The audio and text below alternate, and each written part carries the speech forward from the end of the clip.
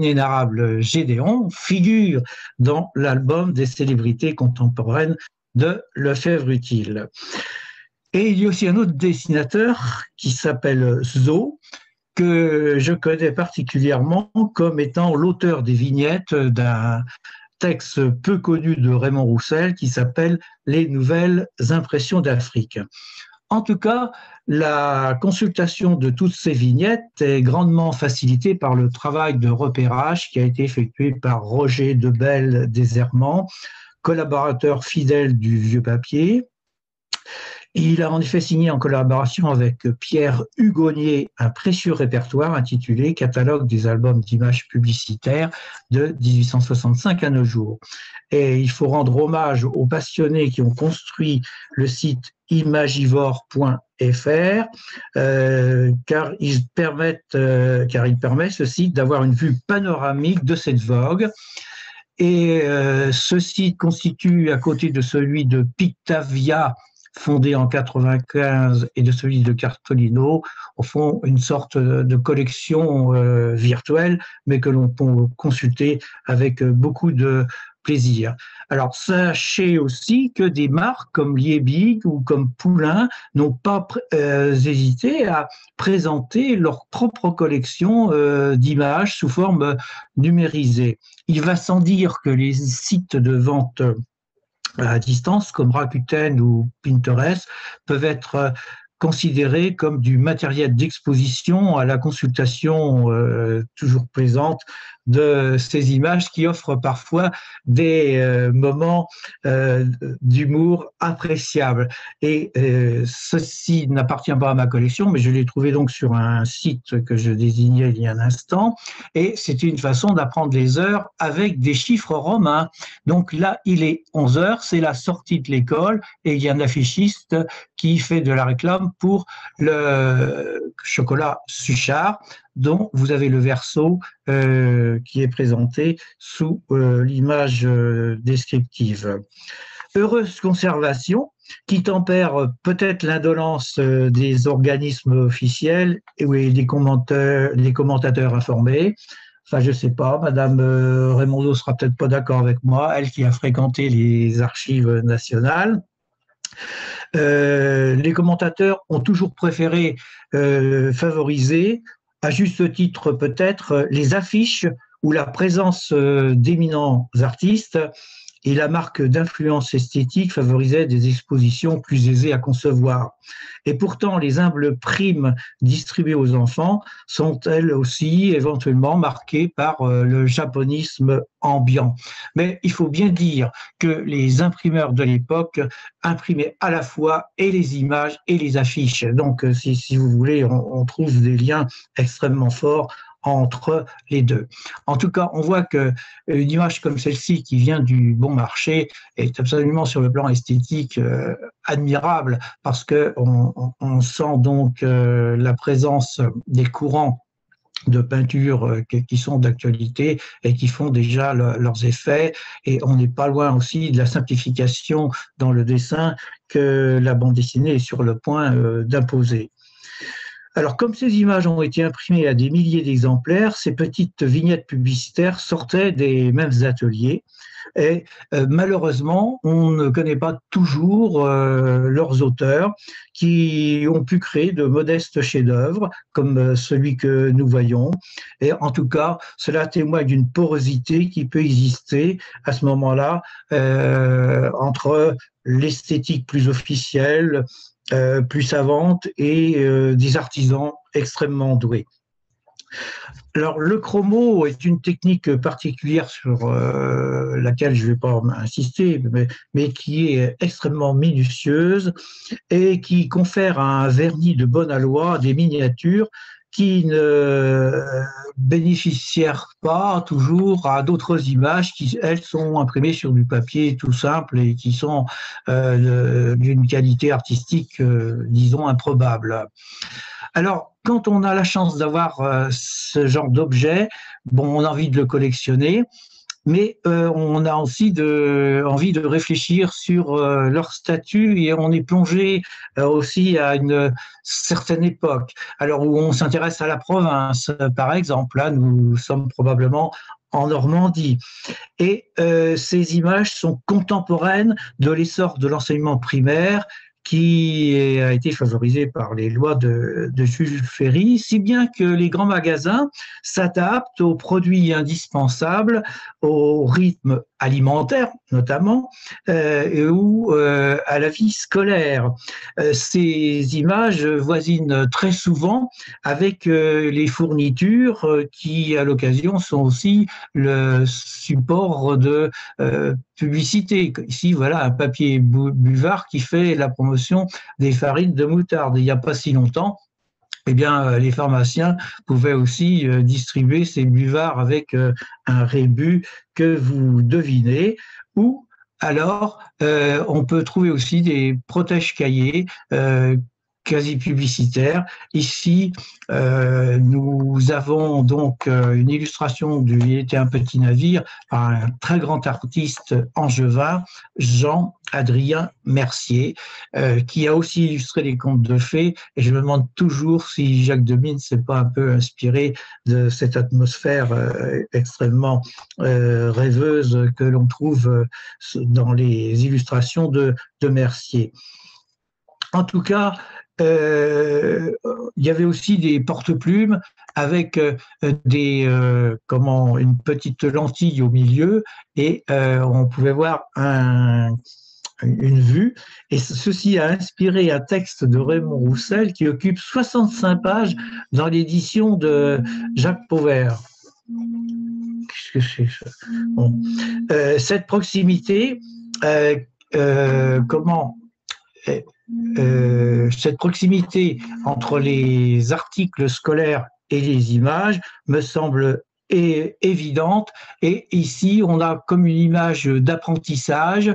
Qu'est-ce qu'il y a comme mot qui commence par O dans l'image? Obélisque, omnibus, auxerre, pour l'obstacle que franchit le cheval. Nous retrouvons les bandeaux du Larousse où à la lettre qui inaugurait le chapitre, eh bien, il fallait trouver les noms propres qui correspondaient.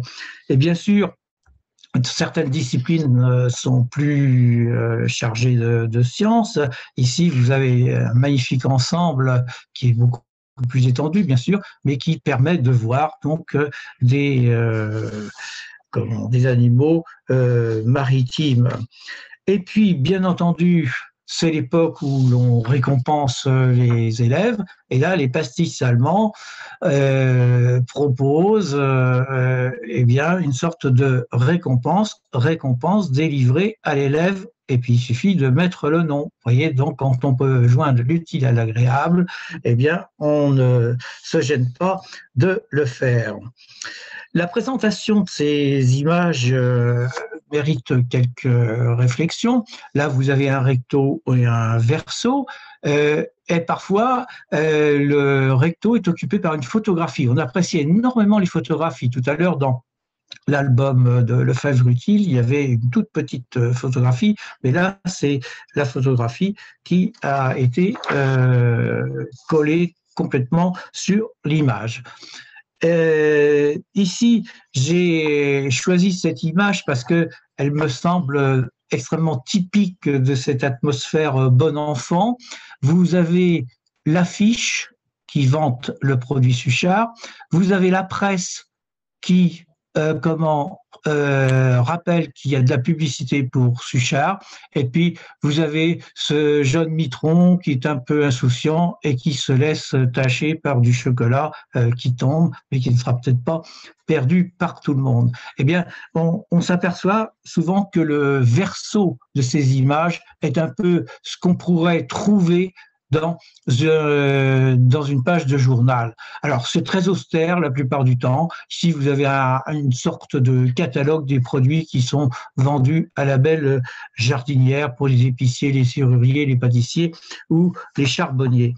Mais ce n'est pas toujours le cas parce que les imprimeurs proposent aussi des compositions qui sont tout à leur honneur, puisque c'est presque un objet d'art que d'avoir des lettres qui sont aussi bien travaillées.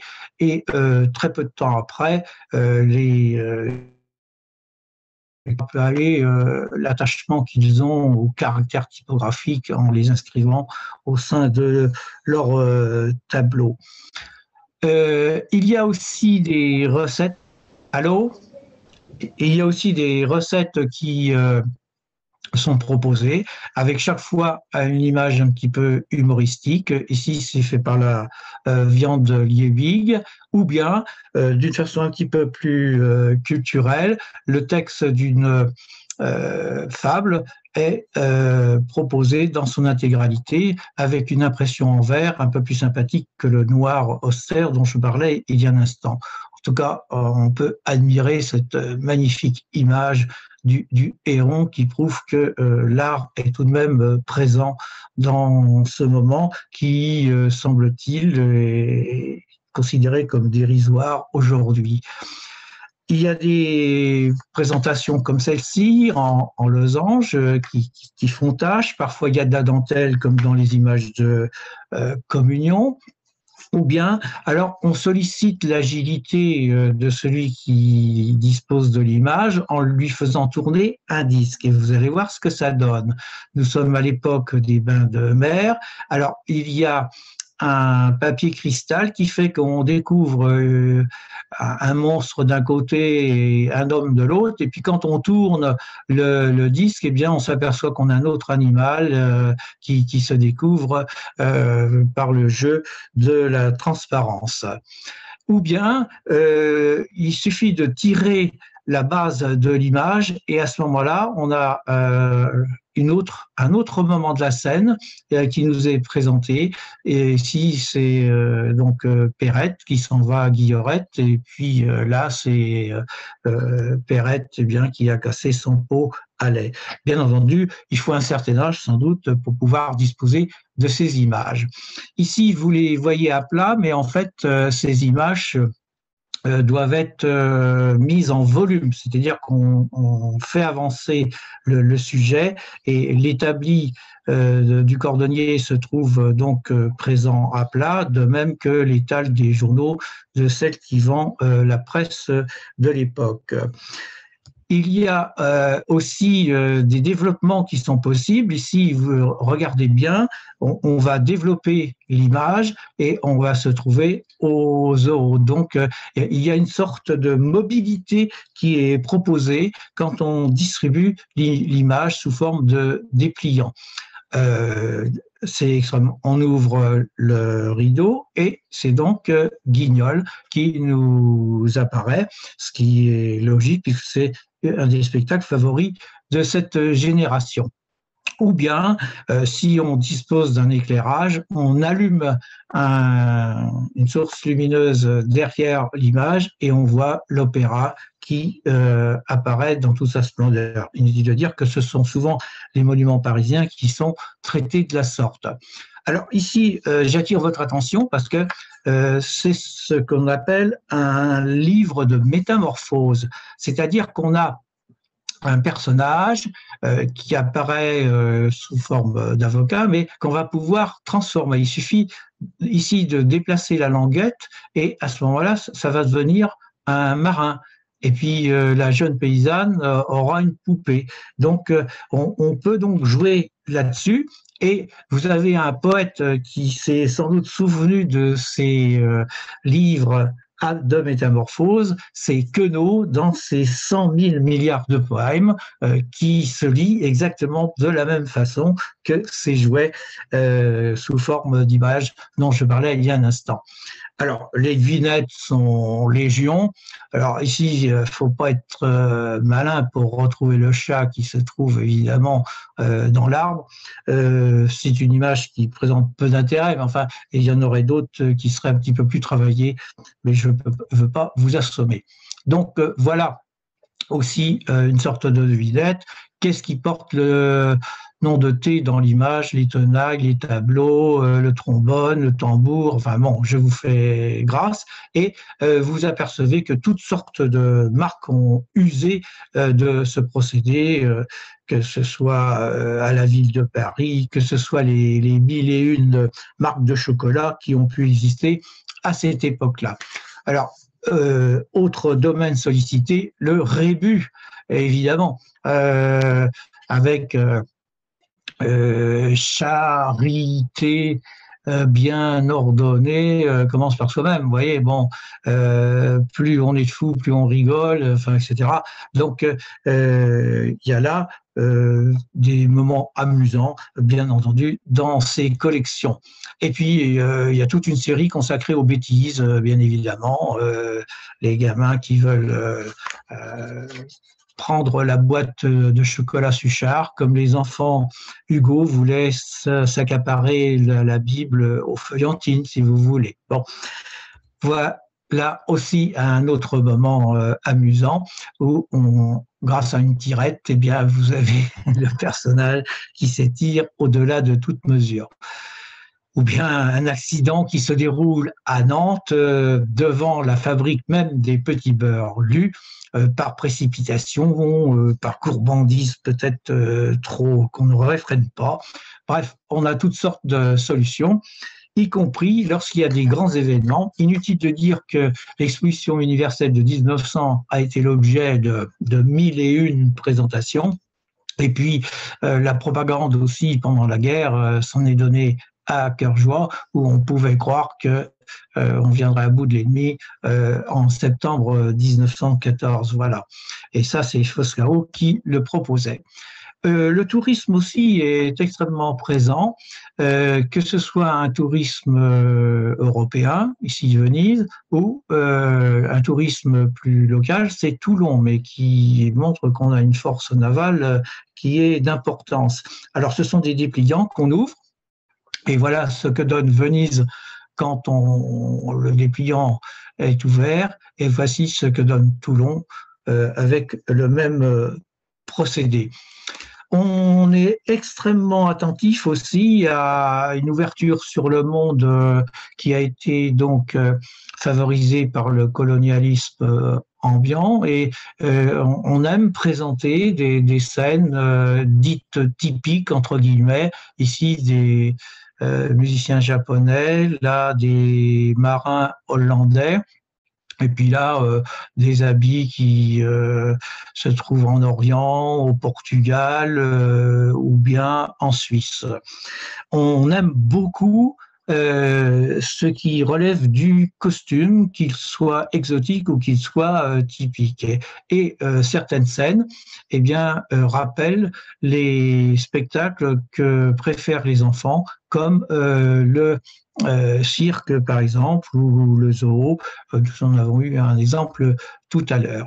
Et l'une des constantes, c'est souvent de faire jouer à des enfants des rôles d'adultes. Alors, on les habille un petit peu en adultes. Ici, vous voyez, c'est un couple qui s'entend et qui partage la joie qu'on peut avoir à consommer le produit qui est en cause, c'est-à-dire l'IEBI. Nous sommes à la ville, mais nous pouvons être à la campagne. Et je n'ai cité qu'un exemple, mais alors le nombre d'images où on voit un jeune couple, même très jeune, dans la joie la plus parfaite, un seul produit vous manque et tout est dépeuplé. Bon, voilà. Pour l'œuf utile, nous reprenons ces petites scènes où les enfants jouent des métiers aussi. Ici, le teinturier, ici, le meunier, ou d'autres activités plus diverses. Voilà donc la série de La Belle Jardinière qui nous montre ces jeunes enfants qui sont déjà des professionnels avec leurs habits caractéristiques. Mais l'ensemble est quand même relativement familial, c'est-à-dire que les générations se mélangent. Alors ici, vous avez un passant qui voit quelqu'un qui parle, et quand on ouvre l'image, on s'aperçoit que c'est un maître qui parle de Paris et plus particulièrement du Bon Marché, cela va sans dire, avec toujours une petite allusion à quelqu'un qui fait une plaisanterie. Voici donc un bel ensemble de réunions entre des personnes d'un certain âge et des jeunes auxquels on apprend à lire, auxquels on apprend l'histoire, auxquels on apprend la navigation. Donc il y a toujours un rôle pédagogique qui est sous-entendu dans ces images. Et puis, le sentiment maternel est évidemment extrêmement sollicité, puisque bien des produits sont destinés à des bébés. Alors, évidemment, ce n'est pas le bébé qui profite de l'image, mais le bébé grandit. Et là, la petite fille, eh bien, comme dans une bande dessinée, eh bien, est très heureuse d'avoir bénéficié de la liqueur Rickless. Très ponctuellement, on trouve des allusions à l'actualité littéraire. C'est le cas notamment de cette scène tirée des 5 sous de Lavared, qui doit dater des 1899, je crois. Mais c'est assez rare. On a Cyrano de Bergerac aussi, mais le fond littéraire de ces images, ce sont les chansons enfantines, les contes de fées, et les fables, qu'elles soient de La Fontaine ou de Florian. Cette image est assez inédite puisqu'elle montre La Belle et la Bête, qui a peut-être été comment vue par Cocteau, même s'il s'inspire plutôt de l'édition de Gustave Doré. En tout cas, voilà quel est ce fond littéraire que nous voyons apparaître d'une façon permanente. Parfois, c'est repris des dizaines de fois. La même marque de chocolat va plusieurs fois éditer des chansons enfantines, par exemple. Alors ici, il s'agit d'une fable de Florian qui a été distribuée à Nantes chez quelqu'un qui vendait du café dans les années 50. Alors vous voyez que c'est resté quand même assez longtemps présent. Et puis je finis un peu comme Casse-Noisette de Tchaïkovski par la valse des fleurs avec ces habits qui pouvaient servir aussi de modèle pour les bals d'enfants dans les milieux aisés qui pouvaient exister à ce moment-là. En tout cas, voilà quelques fleurs. Il y a le nénuphar qui se trouve en jaune. Il y a le tournesol.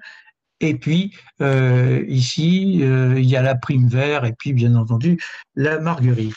Alors, je termine, bien évidemment, pour vous dire que, en définitive, si j'ai cité quelques écrivains, c'est pour vous dire qu'il y a souvent un passage qui se fait volontiers entre ce qu'ils ont connu durant leur enfance et ce qui est devenu plus tard quelque chose de récurrent dans leur œuvre. Je pense notamment, par exemple, à la légende de Geneviève de Brabant, dont nous parle Proust, qu'il voit sous forme de plaques de lanterne magique et qui, bien évidemment, existait en image d'Épinal ou bien existait aussi en image comme celle que nous avons vue. Donc, voyez, je pense qu'on a bien tort de dénigrer cet ensemble culturel qui a très souvent une qualité esthétique évidente au motif qu'il est bourgeois. Il l'est évidemment, mais il offre des garanties esthétiques et des réussites même qui seraient bien vain de négliger ou pire, de détruire. Merci beaucoup. Bien, merci à vous, cher monsieur, pour cette communication très intéressante, hein, originale, parce que c'est vrai que c'est des documents qu'on a tendance à dénigrer, c'est bon, des choses pour enfants, et vous avez montré qu'il y avait une richesse extraordinaire. Hein. Puis en plus, vos images sont magnifiques, c'est ce que vous disiez. Si on n'avait pas vu les images, votre communication aurait été totalement dénaturée. Et là, c'est aussi la qualité des images que j'ai notées, parce que vraiment, elles sont belles. C'est vraiment des des œuvres d'art, hein. C'est pas des petites images griffonnées comme ça. Les couleurs, il y a une recherche de la mise en page aussi. C'est assez remarquable. Si j'ai bien compris, c'est une collection personnelle. Oui, oui, oui, sauf ce que j'ai dit, quelques apports venus de Pictavia, de Liebig, de Poulain, qui ont leur propre collection numérisée. Donc, si vous voulez, ça nous permet de réfléchir sur le statut de la collection, qui n'est pas toujours matériel, puisque la collection des chansons enfantines de Poulain, vous la trouvez sur Internet, par exemple. Ou alors bah, vous en faites l'achat, mais bien sûr, c'est un autre plaisir.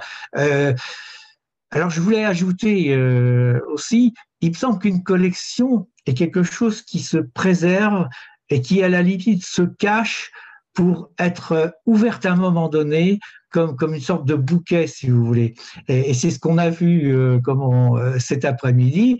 Il y avait des morceaux de tissu qui étaient aux archives nationales où jamais on n'aurait été les chercher, mais quelqu'un a eu la curiosité de nous les montrer. Et tout d'un coup, ça prend un sens tout particulier et on entre dans l'histoire, on entre dans le patrimoine, voilà. Donc, alors ça, c'est pas pour répondre à votre question, mais je pense qu'il y a un moment maintenant qui fait que Internet devient consultable et donc agréable. Vous pouvez les retrouver facilement pour certaines d'entre elles. Pas toutes, mais certaines. Si vous me permettez, question peut-être un peu indiscrète, c'est vous qui avez Oui. commandé la collection ou c'est une collection familiale?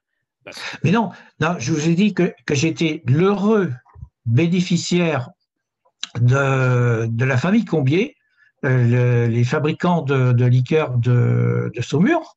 Hein, c'est comme ça que j'ai eu cette collection qui pour moi a beaucoup de prix en définitive. Hein. Et puis d'un autre côté, par ma marraine, j'ai eu les images d'Épinal, si vous voulez. Alors je me trouve comme ça posséder des images du 19e siècle, d'une jeunesse qui était aisée en définitive et qui donc rêvait en lisant ou en voyant ces images-là.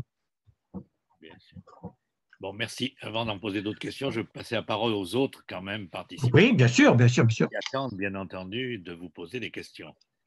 Je vous en prie.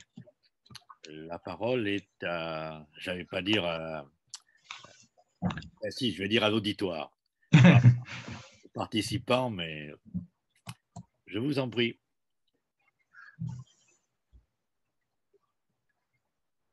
Bon, à part le chat, est-ce qu'il y a des gens qui veulent intervenir et poser des questions? Bon, donc je vais, moi j'en ai quelques-unes, mais n'hésitez pas à m'interrompre si vous avez, ou à poser des questions, parce que j'ai aussi l'habitude d'enseignant, et donc parfois je garde la parole, que vous connaissez peut-être cela que l'on prend. Bien, moi j'ai une question plus générale. La distribution de ces images à l'époque, est-ce qu'il y avait vraiment chez Suchard en particulier, puisque vous l'avez montré souvent, ou Liebig, disons déjà des techniques de réclame, comme on disait à l'époque, des techniques publicitaires pour faire passer ces images et donc faire leur publicité. C'est-à-dire on les mettait dans les tablettes de chocolat, on les distribuait, on les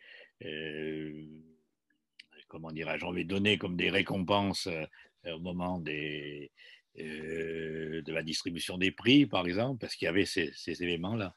Donc, est-ce qu'on sait la façon dont ils étaient distribués?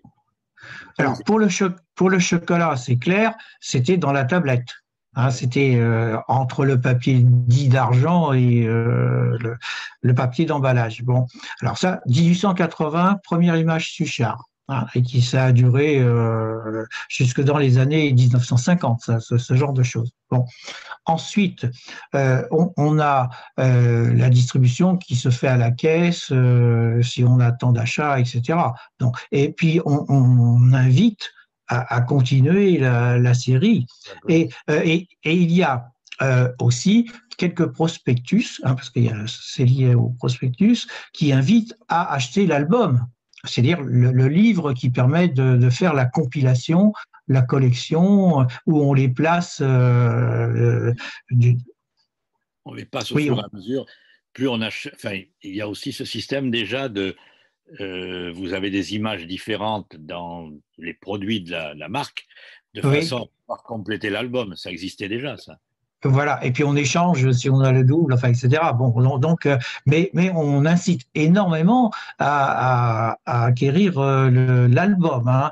Il doit y avoir 3 ou 4 albums Poulain pour les chansons enfantines. Hein. Donc, si vous voulez, c'était une recette qui a marché. On invitait donc à. En fait, c'est une façon de procéder à une consommation supplémentaire. C'est évident. Hein. Bon. Alors, pour les distributions de prix, je pense qu'il s'agit plutôt des fameux bons points. C'est-à-dire qu'en fin de semaine, on donne une gratification avec une image qui peut être publicitaire ou qui peut être neutre, hein, aussi, bien sûr. D'accord. Et est-ce que vous avez pu éventuellement distinguer des spécificités ou des spécialités entre les marques?